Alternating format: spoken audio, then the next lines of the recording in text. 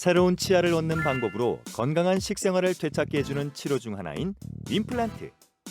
임플란트 치료 시 꼭 필요한 것이 잇몸 건강이다. 임플란트는 잇몸에다 심어서 세우기 때문에 잇몸이 잘 버텨주지 못하면 성공적으로 치료를 끝마칠 수 없기 때문. 하지만 나이가 들면 잇몸도 노화하고 회복력을 더디게 하는 전신질환에도 취약할 수밖에 없는데, 전신질환이 있고 잇몸이 약한 어르신들의 맞춤 임플란트 치료. 치아 건강 닥터스에서 알아보자.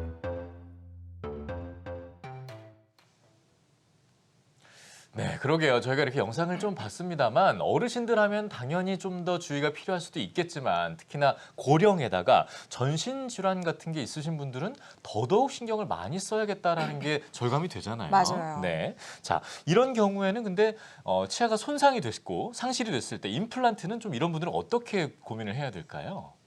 이렇게 전신질환이 있는 어르신들 중에서는 이게 치과 치료에서도 우리가 이제 일반적인 충치 치료 같은 일반 치료라든가 수술적인 임플란트 치료가 있는데 예. 일반 치료보다도 우리가 수술 같은 임플란트 치료를 할 때 좀 더 주의사항이 많습니다. 네. 왜냐하면 우리 이제 전신질환이 있는 노년층의 경우에는 대체로 신체적으로 좀 기력이 좀 많이 떨어졌다고 보는 거죠. 그렇죠. 요즘에는 또 의학 기술의 발전에 따라서 좀 더 이제 많이 신체 나이가 많이 건강해진 편이지만 네. 네. 그래도 우리가 당뇨라든가 고혈압, 심혈관 질환, 뭐 예를 들어 암 수술 같은 이런 전신 질환을 한두 가지쯤 모두가 다 가지고 계시거든요. 네네네네. 그렇게 돼서 지금 이제 수술할 때는 좀 더 그런 질환에 대한 사전 그 지식이 필요하고 네. 좀 더 신중하게 그 수술을 결정을 해야 합니다.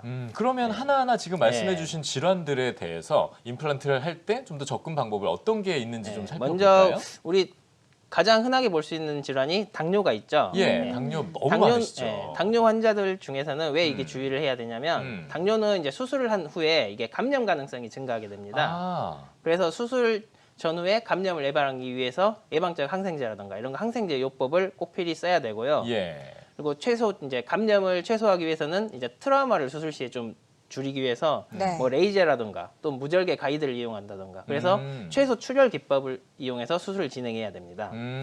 피가 제일 최소로 날 수 있게끔 네, 그렇죠. 한다는 얘기신 거죠. 그 다음으로 이제 우리가 많이 볼 수 있는 게 고혈압. 고혈압은 주위에서도 지금 많잖아요. 워낙 네. 많죠. 네. 워낙 약 고혈압- 드시는 분들도 네. 많고. 고혈압은 네. 알다시피 우리가 이제 피를 묽게 해주는 그런 약제들을 아스피린이나 와파린 계통의 약물을 드시고 계시기 때문에 출혈 성향이 증가합니다. 네. 그래서 더군다나 출혈 성향이 증가한 분들한테 잇몸을 째고 임플란트 같은 그런 시술을 하게 되면 출혈이 많이 날 수가 있겠죠. 예. 그래서 수술 한 3일 전부터는 우리가 이런 항응고제 복용을 중단하게 됩니다.